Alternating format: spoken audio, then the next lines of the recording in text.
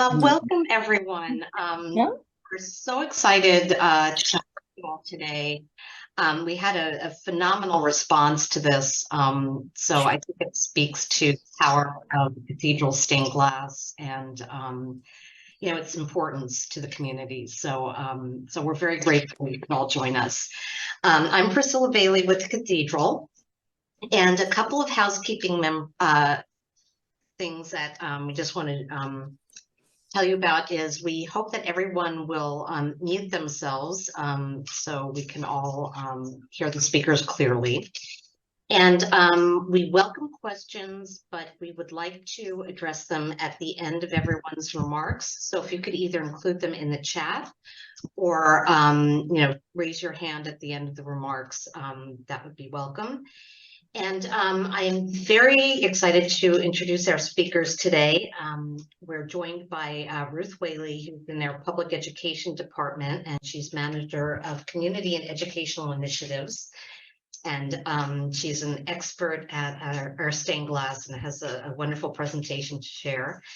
We're also going to hear from our facilities director, Jim Patterson, who's worked on the cathedral's capital projects for many, many years, and knows our stained glass very well, and has overseen a survey as to their conditions. And then we're going to be joined by Jean Phifer of Thomas Phifer and Associates, who has consulted with us on the stained glass and will share what she learned from the survey that she conducted. So I'm now happy to turn it over to Ruth. And again, thank you for joining us. Wonderful. Thanks, Priscilla. Happy to see all of you here. As Priscilla said, very happy to have folks put questions in the chat, and we'll get to as many of them as we can at the end.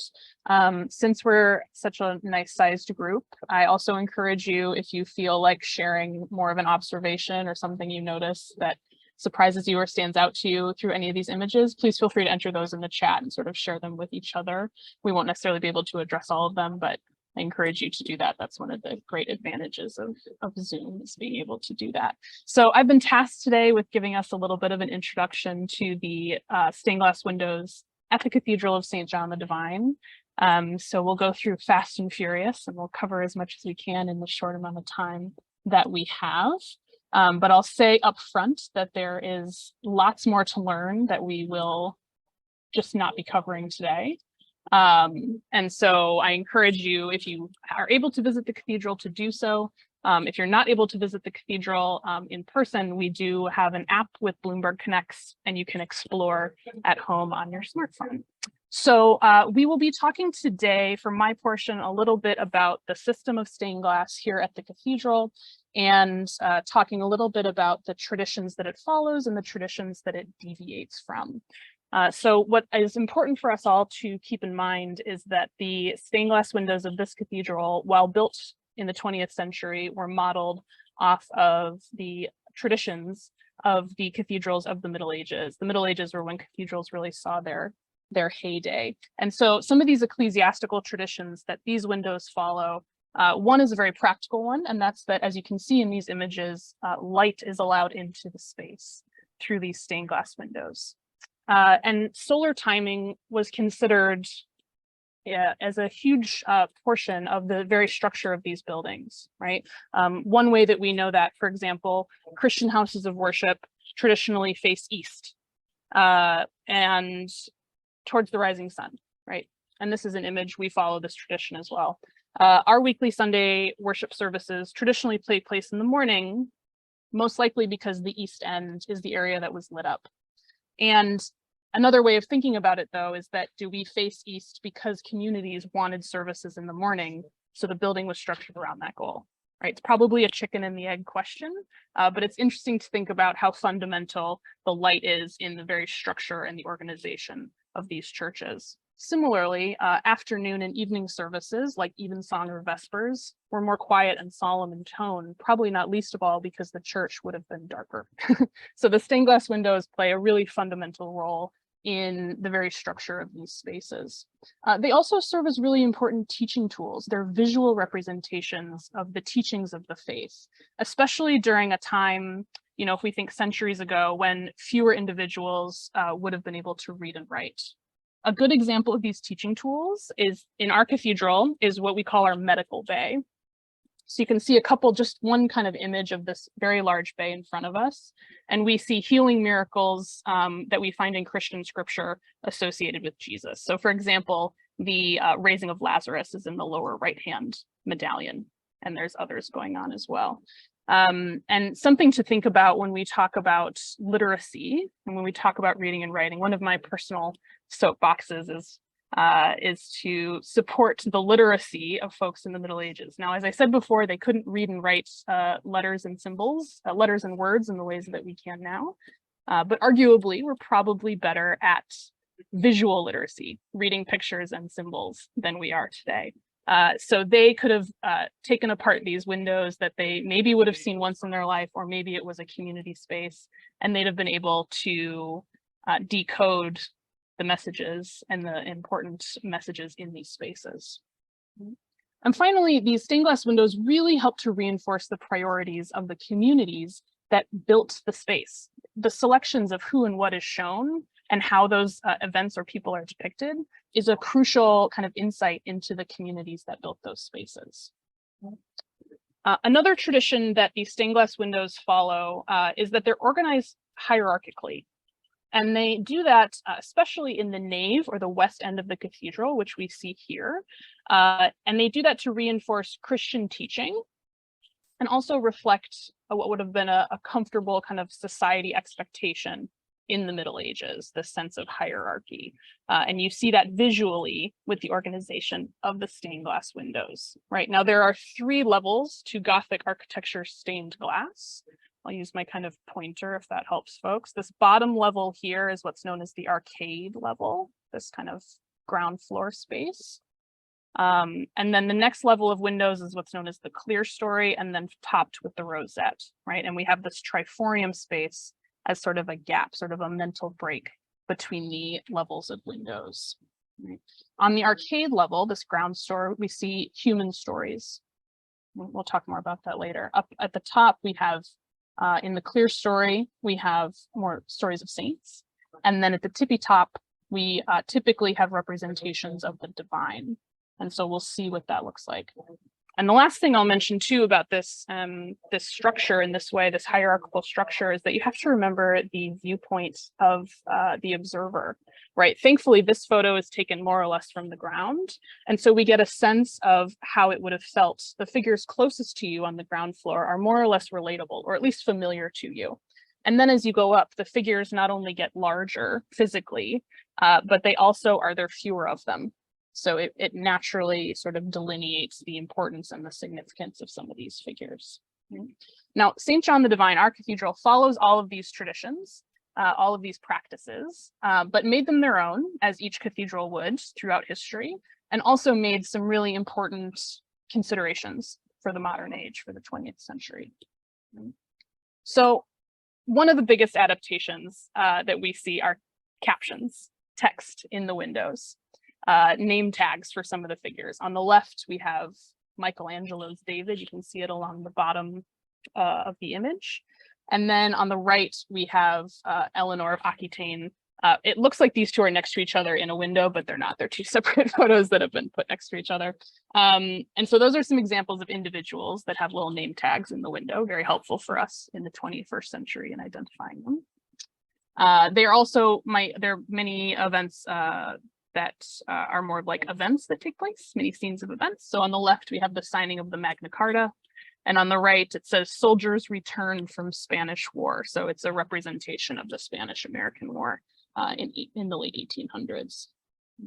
So these captions are really helpful for us because we're in the 21st century, much more comfortable reading words and letters, but you would not have seen these in medieval windows. They wouldn't have served the same function as they do today. Another kind of 20th century adaptation that we see in our cathedral are in the figures and the events that they're chosen, right? We see a pretty demonstrative effort to be what they considered inclusive and progressive in their representation. So on the far right of this image, we have an image of Hippocrates. We'll get a little closer to him. And Hippocrates is up here at the clerestory level, which remember is that upper level of windows. Hippocrates was an ancient Greek, so he lived and died before Christianity was a blip on the map. Would not be a representation at the clerestory level in a medieval cathedral, or it would be really, I'd be very surprised to find him up at that level in a medieval cathedral. But here we can see there's some kind of opening of what it means to be at this important of a figure in a Christian space. As the father of medicine, he has sort of earned himself a spot in the upper clerestory of the medical bay. Right. There's also some examples that I don't want to leave out because they're just as important of things that we might do differently, representations that we might do differently in the 21st century than they did in the 20th century. Right. This is an image of John Smith that we see in our American History Bay.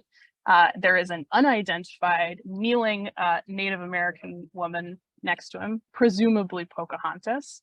If we were to tell this story in 2023, we probably would do it a little bit differently, right? But these decisions of who's included and how they're included tell us so much about the times that these windows were made and the decision makers that were putting these pieces into action, right?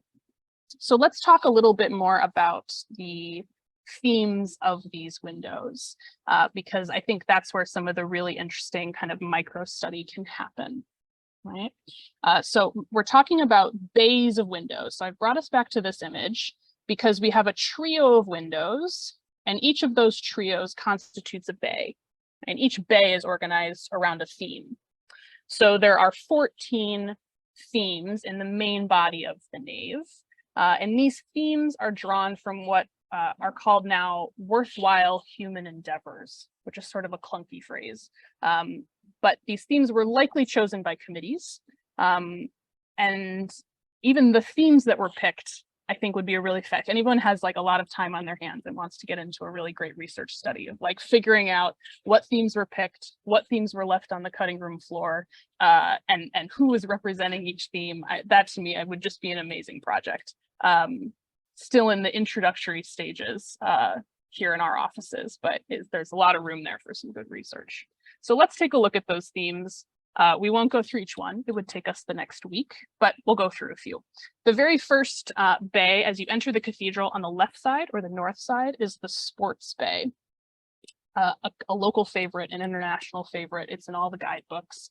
The sports bay has scriptural representations of prowess, like Samson and the lion is the one that's shown here on the right, but also things like David and Goliath or Jacob wrestling the angel. And then surrounding those large medallions of kind of scriptural representation are events of secular sporting. So just in this quick zoom in, we can see someone's playing soccer, someone's skiing. If you see the little crossed broomsticks in the middle on the left, they're doing curling. So there's all sorts of very fun representations in here. And one of my favorite kind of snapshots of the cathedral in popular culture was when Bishop Manning needed to defend the inclusion of the sports bay. The cathedral was getting some questions about why it was there. Bishop Manning said, "Our play and our work have as real a place in our lives as our prayers." And so I think that is him showing an indication that these windows need to be relevant and they need to feel important to the community that's going to be reading them and going to be using them. And if they don't have that relevancy, they're missing a crucial part of their function. There's also a fun story with this window that has to do with, there's only one woman out of all the athletes represented, there's only one woman. And the story goes, I'll just take it with a bit of a grain of salt, but the story goes that Bishop Manning's niece attended the Olympics and was really impressed by men and women of all these international places sort of competing and living alongside one another. And the niece came back and said, we have to have some representation of women in the sports bay. And at the time, women could only compete internationally in golf and tennis. So we have our female tennis player representing for her entire sex in the sports bay.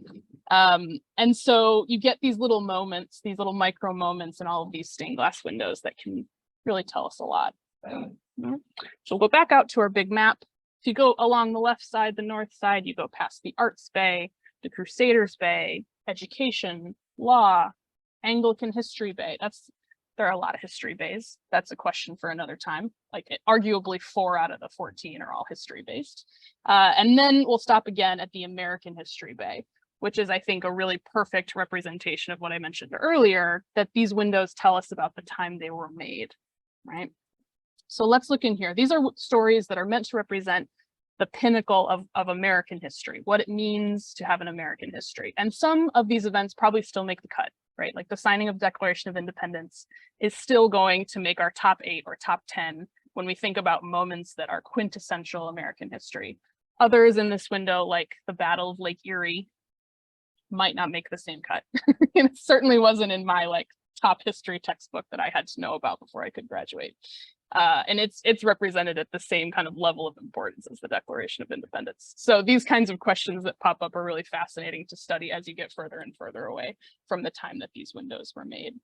Right. Also, my personal favorite kind of like Easter egg of the cathedral stained glass is in this window. It's in the bottom corner, and some of you that are familiar with our stained glass system, I'm sure will have heard this story before. But for those of you that aren't, I'll share it for the group. The Astor family, the philanthropy family, came in sort of at the last minute to sponsor this window.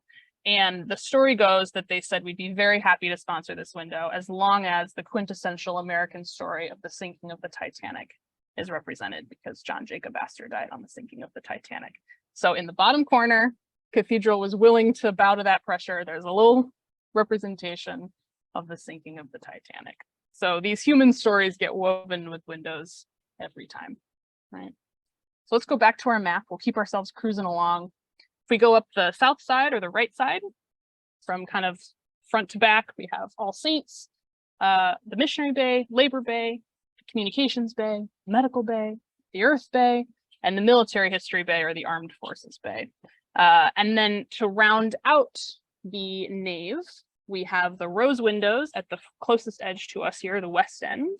And then at the far end, the east end of the nave, we have the Fatherhood Bay and the Motherhood Bay.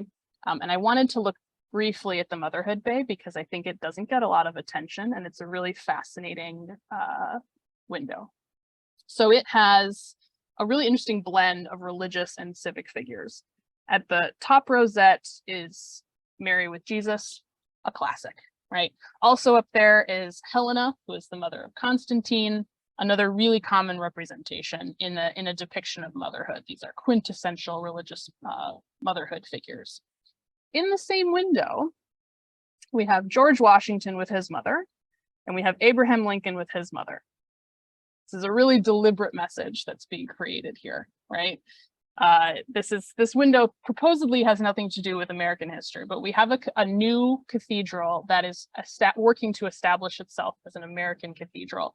And these questions of how it does that come out everywhere, but especially in the stained glass windows. Right?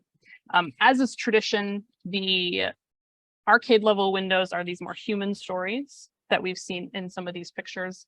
The triforium level are, the clear story level are more of the saints, and then the rosette are more divine.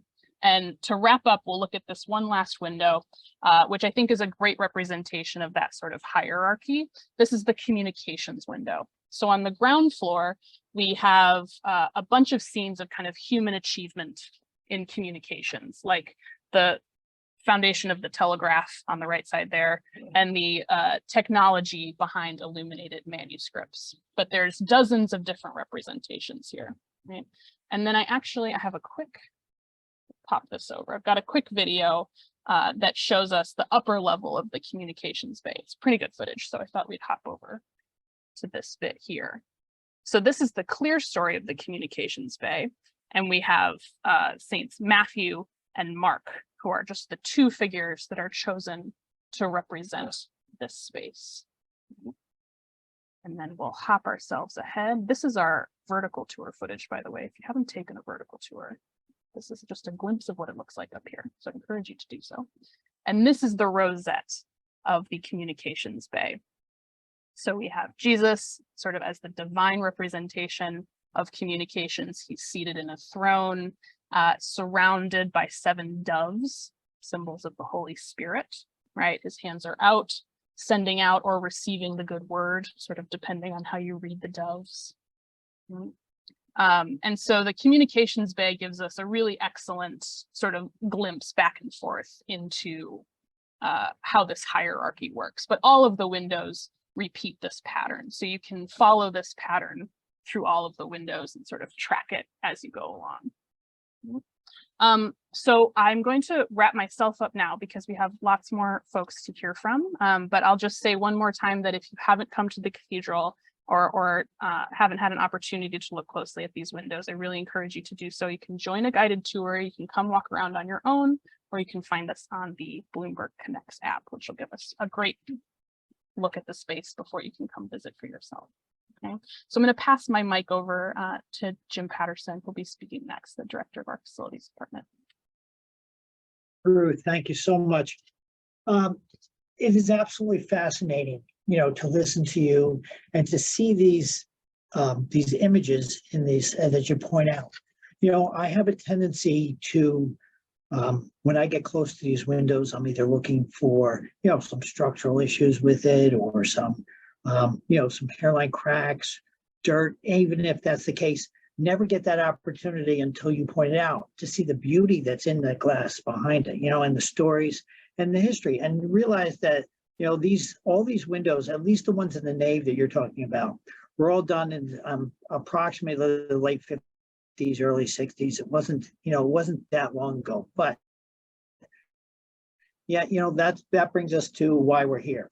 We have realized that, there's just a certain point in time when these windows, they're so large and they're so heavy, they just start giving out just that little bit.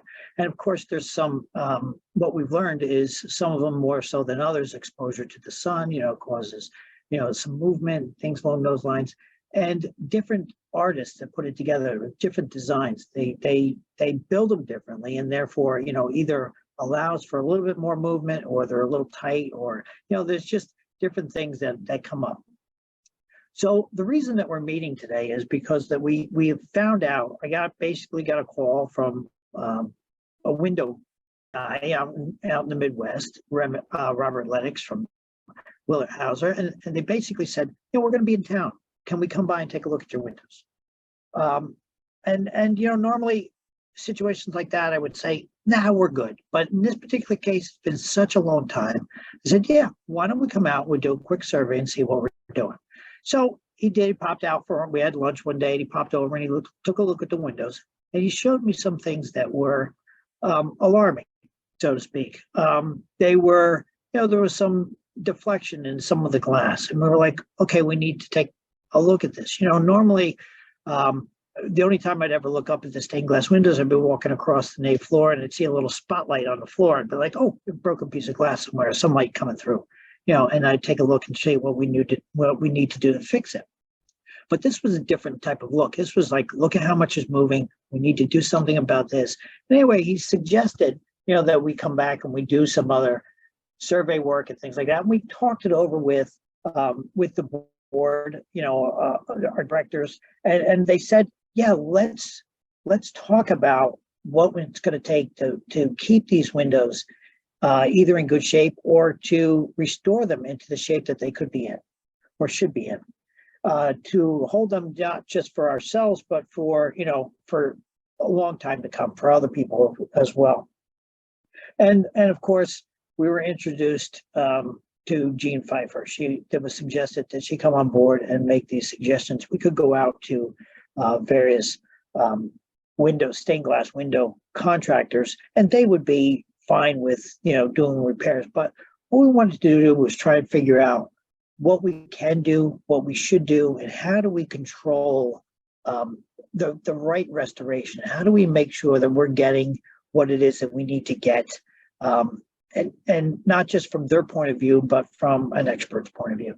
So we decided to do that, and so there's a lot of work involved with trying to figure out even the timing for some type of survey, to try and figure out access to it, what we need, So we were also had the opportunity, to work in the past with a photographer, Whitney Cox, and he suggested, alongside this, that we get some photos that we can work with, It's great representation. We could actually work off these photos if that was the case.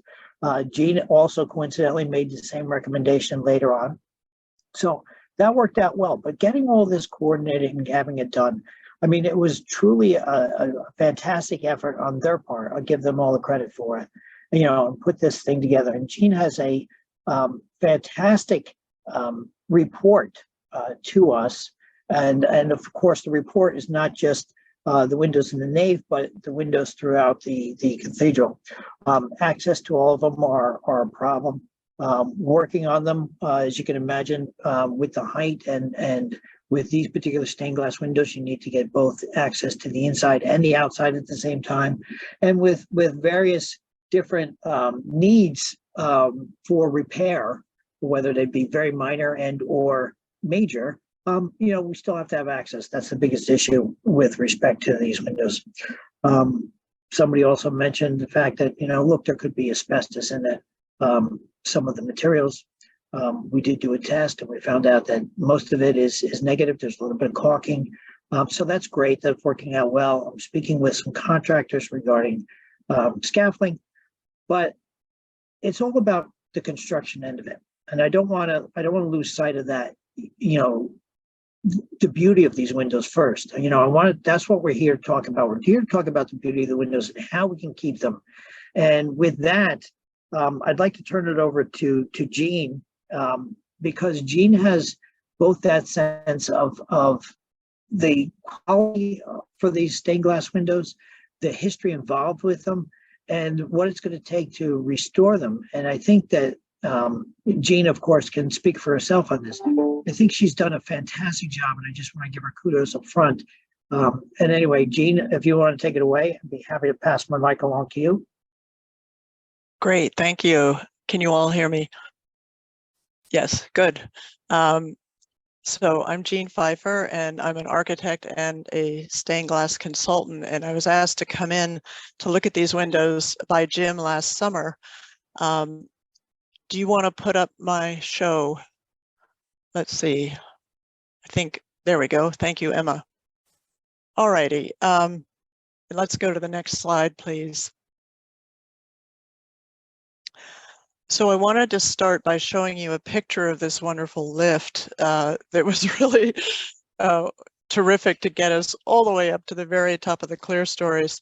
It's called a Reachmaster, and we started our survey back in July a year ago, and we worked through October of 2022, and we started in the nave. And we first asked Whitney Cox to take photos of every single window in the nave, which I will show you in a moment.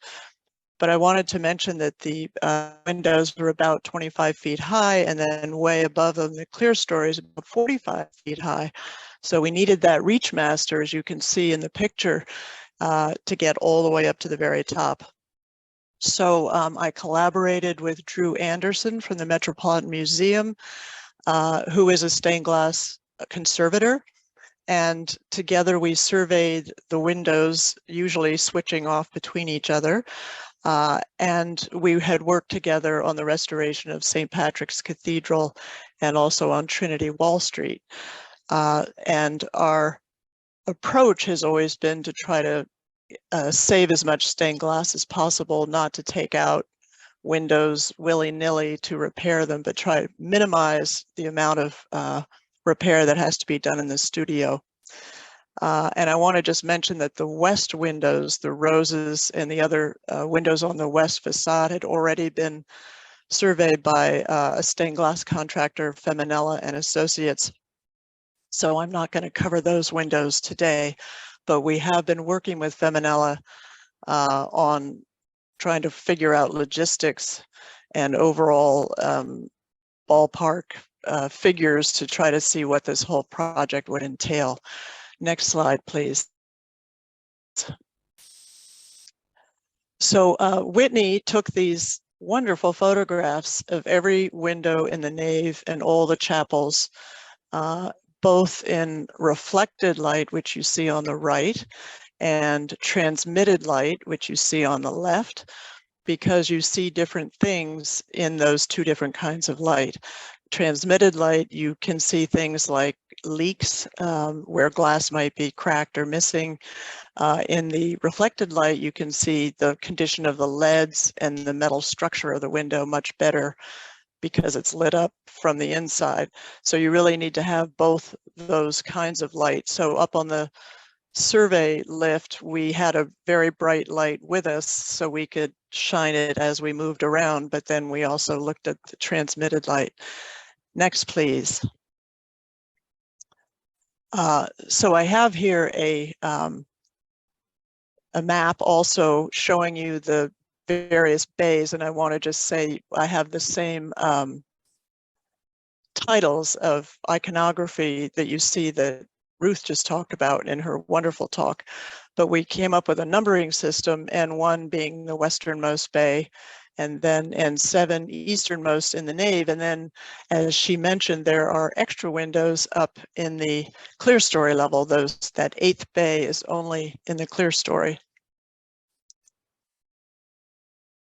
Next slide, please. Then we also did a key plan for the chapels, and this numbering system was more complicated because this is the order in which Whitney took his photographs. So we just worked with that order, but you can see all the different windows in the chapels. It's quite complicated. And I'm going to talk about this number 6 in the columbarium of St. Ansgar. I will show you a picture of that later, but that's where that window is, which I will mention. Next, please.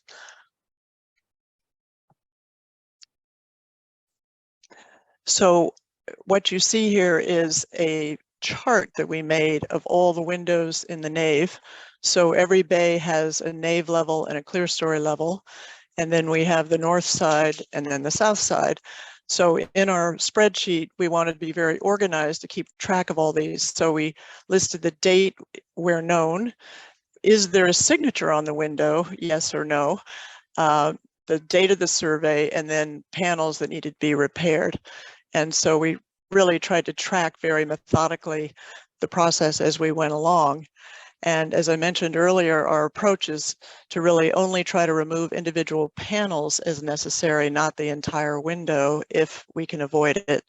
But there are a lot of localized repairs, and there are a couple of windows where we may have to take out the entire window because there's so much reletting that's required. Next, please. So I wanted to mention some of these wonderful signatures that we found, which you really can't see, obviously, from the floor level.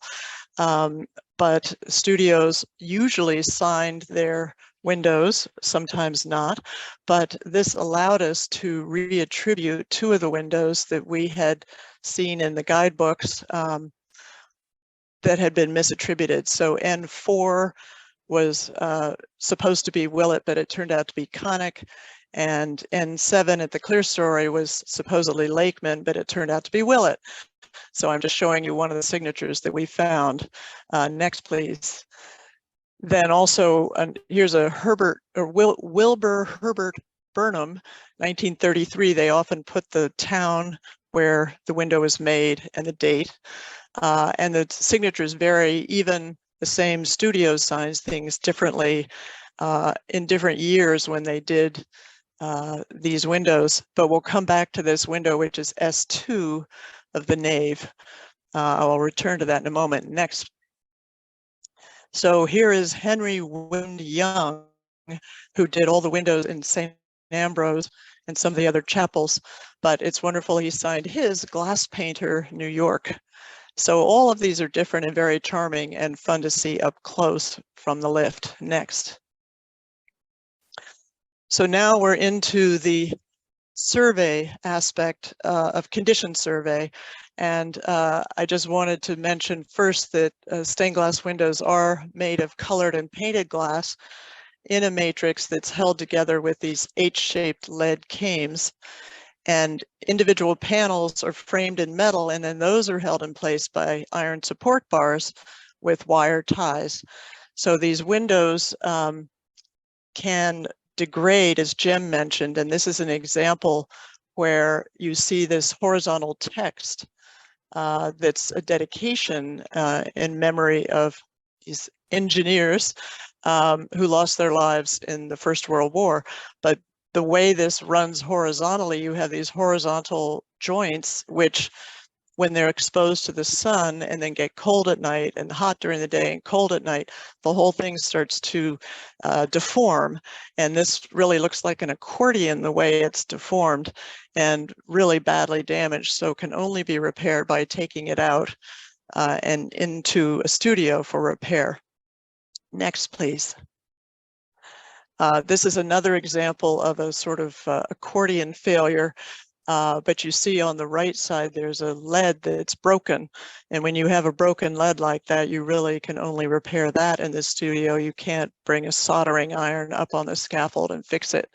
But there are cases, a lot of these are at the bottoms of the windows, the bottommost panels, I guess also because there's more weight, but the support bars theoretically alleviate that weight. But this window is another one, S2, that has a lot of damage. Next, please. And here's one where it's humans, not the sun, who have impacted certain windows. This one, S3, is right above the playground. And I don't know if someone threw a ball through it or shot an arrow, but knocked out this whole piece of glass. And you can see there's other disturbance in the leads and some cracking nearby. But this is the inside view of that window. And in the next slide, you can see the outside view of that same window. It's circled on the lower left there is where that piece of glass is missing.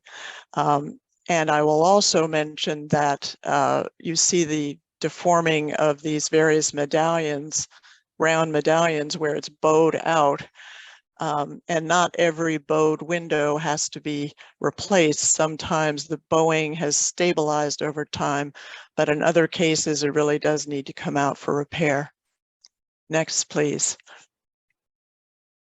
Now, here's another case of human impact on window deterioration. These are operable panels. You can see this lock here that you can open to get ventilation into the cathedral through this panel, but the problem is just opening and shutting it repeatedly causes strain and stress on the glass. So this whole panel is very badly damaged and really needs to come out for repair. At least being an operable panel, it's easy to remove and easy to take away without impacting the rest of the window. Next, please. Here's an example of a repair that can be done very simply in place. It's a support bar that you see there's a screw missing. And oddly, we found probably a dozen or more places where they just never put the screw in, or maybe the screw fell out. But it's interesting that you can just do that from a scaffold, put the screw back in. You don't have to take that window out for that repair, of course. Next, please. Now, here's an example of a repair that was done previously in poor taste, shall we say. This bright red piece of glass was put in, and you really notice that you see the reflection on the floor. So it's not failing, letting water in. It doesn't have to be replaced, but it sure is noticeable, and it would be desirable to repair it and take it to a studio and put back whatever used to be there if we can document that in photographs. Next, please. So here's an example of failing leads. We're back to window S2 by that Wilbur H. Burnham, who signed it so proudly in 1930, but I had to see how much this has failed since then. And this window is one of the worst windows, that and S3 as well. But you see the leads are actually pulling away from the glass. They're pulling out of the stone surround. And are breaking. And so this is the kind of repair you can only really do in the studio. Next, please. So here is a sample of one of the overall window surveys that are in the report. And you can see highlighted in red are the panels that really must go for studio repair. And then yellow are the panels that probably should come out, but are not as high priority. This, if you're already taking out so many panels, you would just take out the yellow as well, even though they're not quite as badly damaged. And then I note on the lower right, you see a little green rectangle. That's where there's a signature. So we noted everywhere we found a signature so we can go back later and find them. But you see this window, we have notes handwritten because we did not do a computerized survey. This is all done on photographs that Whitney had produced in advance. Next, please. So here's a close-up of St. Boniface with his wonderful hooked staff. And you see here this kind of very fine-grained cracking you don't see from a distance, but you see it close up. And this is another example where you do need to take this to the studio for repair. And this window has suffered additional damage recently from the playground where one of the kids did throw something at the window and cause damage. So I will get to the subject of protective glazing a little later. Next. So here's window S3 by Nicola D'Ascenzo, 1936, and it is in very bad condition. It's really the worst window in the group, and you can see all of the perimeter, we call them ears really, in the tracery up above. Those all have to come out, and then the entire border on both lancets needs to come out. And there are a few yellow indications, but as I said before, once you're taking out so many panels, you really just should take out the whole thing for repair. So that's the worst case. There are many windows that have no panels coming out or one or two. So this, I'm showing you the worst case. Next, please. Now we'll talk about exterior protection. On the exterior, there was metal mesh put on the entire north side at the nave level and some of the chapels. And this was an attempt to protect the windows from projectiles, but allow them to breathe and not overheat.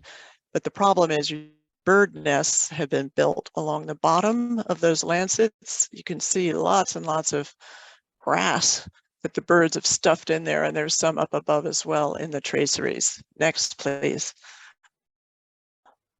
So here's an interior view in the Chapel of St. Columba. That is a bird nest, huge bird nest, all this stuff that's been built up from the outside, and it really disfigures the way the window looks from the inside, this ginormous shadow.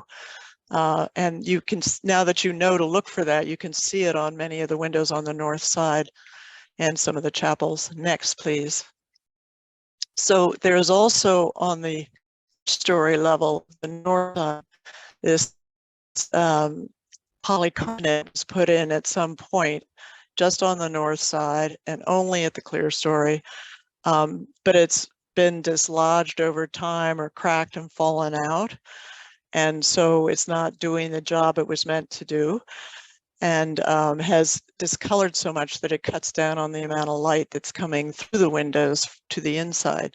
So we recommend that we remove all that wire mesh and all the polycarbonate protection on the north side and the chapels because it's exceeded its useful life or it's not working as intended. And then we recommend installation of clear protective glazing that's laminated glass with UV protection and vented to the interior on at least the south side of the cathedral, of the nave and the clear story level, because that's where you get the sun damage. And it's also where the playground is. And we would vent this protective glazing to the interior so the windows breathe, stabilize with the interior environmental conditions of the cathedral, and it protects then the windows on the south from overheating, from the climate stressors, and also impact damage. And I think there are one or two cases where I saw what might have been even a bullet going through some of these windows. Who knows? So next, please. I'm showing this photo again to draw attention to the bright lights that you can see circled top of the lights really light the floor of the cathedral, but they are located in front of the bottom of the clerestory level stained glass. You saw these in some of Ruth's pictures too. And they make it very hard to see the stained glass because they're really shining in your face. So Jim has been working on trying to relocate these lights down to the triforium level, which is between the two windows, top and bottom. And that way it wouldn't be in your face when you try to see the windows. And I want to mention here that we have not yet been able to figure out access to the 7 high clerestory windows that are around the ambulatory behind the altar. Those are by James Powell and Sons of London, and they're absolutely gorgeous and really dominate your view of the east end of the cathedral, but it's very difficult to access them. And then there are 5 smaller high clerestories above that. So Jim is also working on trying to get access both for photography and then doing a condition survey, because the higher clerestories are by our friend Wilbur Herbert Burnham of Boston, one of whose windows on the south side was in bad condition. So we don't know what they are like higher up above the ambulatory. Next, please. And I will just end with this wonderful picture, a very charming window, was the one I pointed out on plan. It's on the east side of the columbarium in St. Ansgar, and it's so high up that very few people see it, but when you get up on a lift, it's just very beautiful. And even Whitney Cox missed seeing it the first time he photographs, so I was surprised to find it when I was there. But now you know where to look. And I just want to mention that the existing guidebooks are quite old and mostly in black and white. And so I'm hoping that we can eventually come up with a new guidebook based on these wonderful color photographs we now have that Whitney took. And we have the nave and the chapels already, and hopefully we can get the ambulatory windows as well. But I bet that would be very popular with people visiting the cathedral and help with fundraising. We can restore these wonderful windows. So thank you so much. And I will open the floor to questions of any of the speakers. If anyone, I haven't looked at the chat, but I guess Ruth will.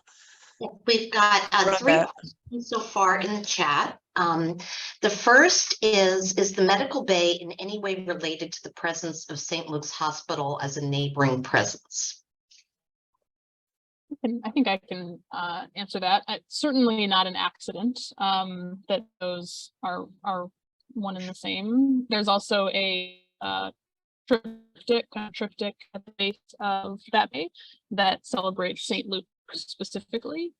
So it was definitely part of the conversation at the time that these were being built. And you know, you also think about, the question comes up to me, if you were picking themes and you're thinking about who might sponsor these windows, having a law bay, having a medical bay, these are professions that could potentially kind of get together and sponsor a window. So that raises, you know, that is a likely option as well. But yeah, definitely connected to one another. Hey, Ruth. Hey, Tom. Could I just add one thing there? Also, the window, the arcade window in All Souls Bay was actually donated by along with St. Luke's School, and is the seal of St. Luke's Hospital. It also contains a little picture of a nurse tending to a patient, and the patient is an African-American man, and it is one of the very few images of African-Americans that you'll find in our windows. Yeah, absolutely. Thank you, Tom. The next question is probably something that Jim can address. Were any of the windows damaged during the fire in the early part of this century? So I think that would be the 2001 fire. No, the windows that were damaged were in the crossing, but those were basically leaded windows that were not stained glass. They burned through. However, once the cathedral was full of soot and smoke at the interior for months, we definitely went and cleaned each and every piece of glass. Just with sponges and water to make sure that we weren't damaging or scraping off anything that was done. But for the most part, no. And there wasn't that much, we had to do a hands-on survey basically at that time of everything. And there wasn't that much damage. There might have been a couple of pieces of broken glass, from expansion and contraction over the years. But I guess in 2008 was when we wrapped that project up. And I think for the most part, all the glass was in pretty good shape at that point. Great, thank you, Jim. Next question is, how do the lead deteriorate the way they do? Is it just buckling from weight, or is there some other contributing factor? Well, so it can be weight. It is also often this overheating that I mentioned, and cyclical heating and cooling and heating and cooling, and the effect of the sun on the windows can be quite severe. And it can be impact, as I mentioned. So there are lots of things that make leads deteriorate. Also just age. They can last probably 100, 150 years if they're well made, but eventually leads do start to deteriorate just from age. So, and leads are of different quality. They have different admixtures in them. So the metal quality can vary, the depth and thickness can vary. The older the leads, they're usually thinner. And so these windows, being 20th century, have quite thick leads, which lend themselves to lasting longer. And I think we did not see widespread lead failure except on the two windows I mentioned. Thank you. The next question I think Ruth can address, or maybe Tom. I have always wondered why Samuel F.B. Morse was selected for the communications window. Yeah, it's a good question. I have so many questions about who was picked and why, to be a fly on the wall in those meeting rooms. And I see Michael's sort of follow-up comments about Morse and how he's viewed today. So I don't have an answer for you, unfortunately. There are a lot of figures that raise those questions, and I think those questions are really important to ask ourselves, as we look at conservation and of these spaces, sort of raising the question of how we talk about which we repair, and if it's just about sort of the science of the repair, or if we consider updates to more contemporary figures as well.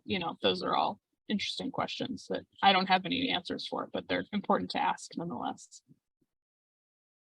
Yeah, I know there is a subset of the Board of Trustees Fabric Committee that's looking at those questions, representation, I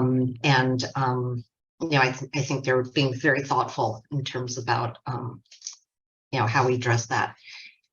The next question is, are these pictures in the Bloomberg app tour, or can they be included later?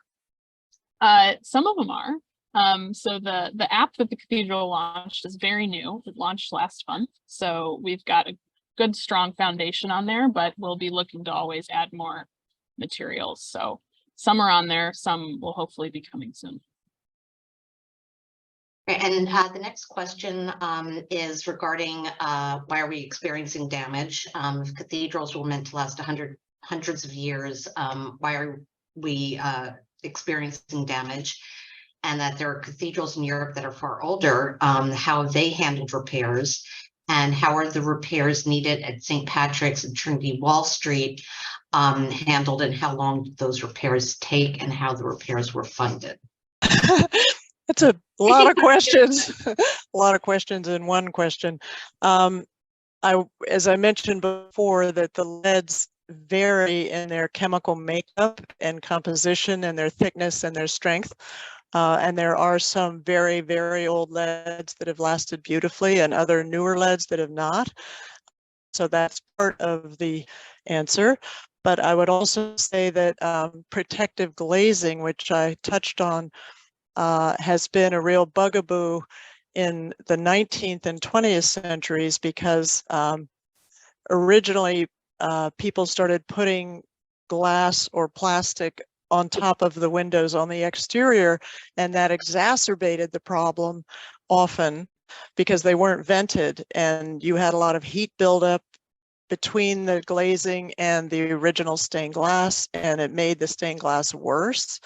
And so there's been a lot of research, particularly by a fellow named Keith Barley in the UK, on the best way to do protective glazing to protect the windows as intended and not harm them.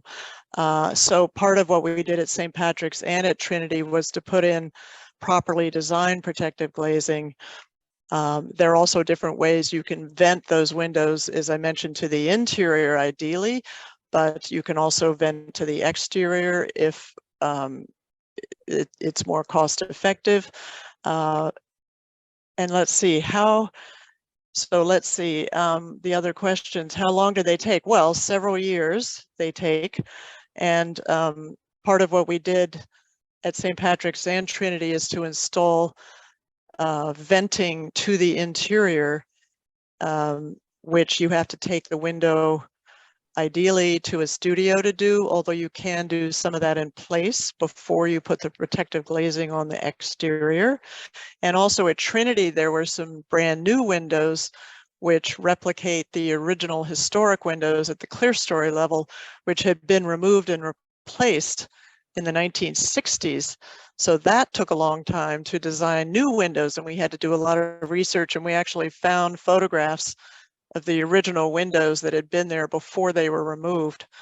So that was very gratifying. Anyway, each project is unique and complicated, and I will mention that Trinity Wall Street has some of the very oldest American-made stained glass windows in the whole country. I mean, they are arguably the oldest and were made on site, which is so interesting, at Trinity Wall Street, but that's a whole nother topic. How were they funded? I know St. Patrick's did a very large fundraising capital campaign and had a lot of very generous donors, and Trinity Wall Street had donors, but also had a lot more resources in the way of an endowment. Some of the money came that way, but I was not party to those efforts in fundraising at Trinity Wall Street.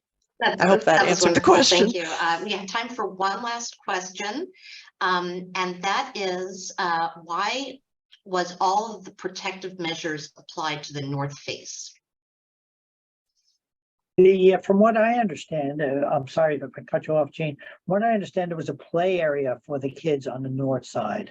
I know back in 2005 when we were up in the nave, up close to the windows, we removed an arrow that had come through the glass at one point.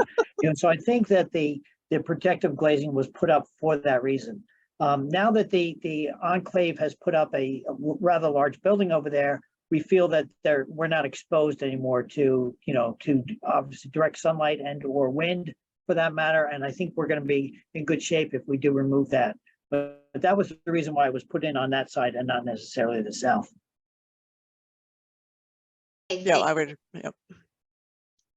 Well, I want to thank you all so much for joining us today. This was a fascinating discussion, and I think it's testament to just the beauty and the history that the cathedral embodies. We have recorded this, so if you'd like a recording, we'll be happy to send it out. I think it may also be on our website, and please feel free to share it with people you think might be interested. We also encourage you to come take a tour. Information about our various tours can be found on our website as well. And again, thank you all for coming, and I hope to see you at our next Zoom event.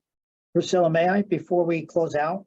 Sure. I just wanted to announce that, we have obviously so many windows, and we never discussed the rose window today, but the Friends of the Cathedral, formerly the Layman's Club, have generously offered, to underwrite lighting of that particular window, but not, we would light it from the interior on this particular window and kind of let the neighborhood or the world for that matter know that we're open. It's a very dark building from what I understand at night, and there's no signs of any life. And we feel that by lighting up the inside of this rose window, it's going to be newsworthy. It's going to be spectacular, and it's actually very exciting. We're looking forward to putting up some kind of samples and see what we can do to light up the facade of the building. I think it's going to be absolutely fantastic. Something to look forward to. And I just wanted to mention, if you do come to look at the stained glass, bring your binoculars, because you really can't see the detail unless you have binoculars. Well worth it. Okay, everyone, thank you so much. Thank you, everyone. Bye-bye.